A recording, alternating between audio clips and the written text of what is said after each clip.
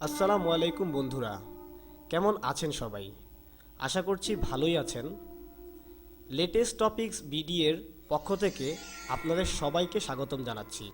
আমাদের আজকের বিষয় অদ্ভুত নিয়ম যেখানে মৃতদের কবর না দিয়ে রেখে দেয়।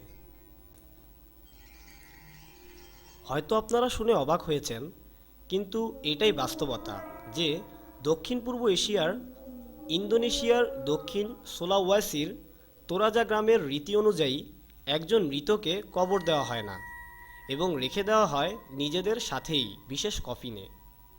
একটি নির্দিষ্ট দিনে এই মৃতদের কফিন থেকে বাহির করে আগুনে দাহ করা হয়, নতুন পোশাক সহ। প্রতি বছর পরিবারের যেসব সদস্য মারা যায় সবাইকেই তোলা হয় কফিন থেকে এবং মৃত স্বজনদের বিশেষ কফিন কিংবা মাটির গুহা থেকে তুলে মরদেহ পরিষ্কার করা বিশেষ প্রক্রিয়াতে।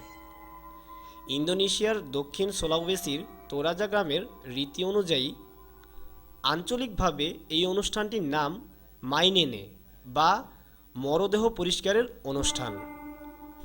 এই দিন স্থানীয়রা নিজ নিজ পূর্বপুরুষ কিংবা সদ্য মারা যাওয়া আত্মীয়দের কফিন থেকে বাইরে আনে।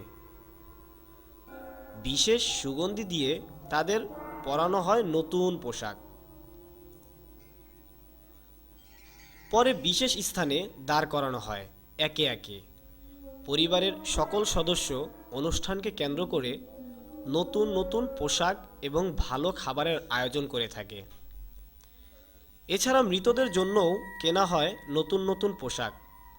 নতুন পোশাক পরিয়ে কেউ কেউ আবার মৃতদের হাঁটিয়ে এক স্থান থেকে অন্য স্থানে নিয়ে যান।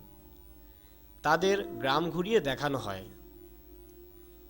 তোরাজা গ্রামের মানুষরা মনে করেন মৃত্যুর পর কবর না দিয়ে নিজেদের পূর্বপুরুষদের মৃতদেহ রেখে দিয়ে নির্দিষ্ট সময় পর তা তুলে দেখা পরিবারের জন্যই ভালো। এছাড়া এতে করে পরবর্তী প্রজন্ম নিজেদের পূর্বপুরুষদের সম্পর্কে ধারণা পায়। তাছাড়া তাদের অদ্ভুত রীতি আছে। মৃত ব্যক্তি যে শহরে জন্মেছেন সেই শহরেই বা গ্রামে তাকে সমাহিত করতে হবে। তাই অনেক ক্ষেত্রে এক গ্রামে জন্ম নেওয়া মৃত ব্যক্তিকে মৃত্যুর পর হাঁটিয়ে অন্য গ্রামে নিয়ে যাওয়া হয় এবং সেটা তার জন্মস্থান।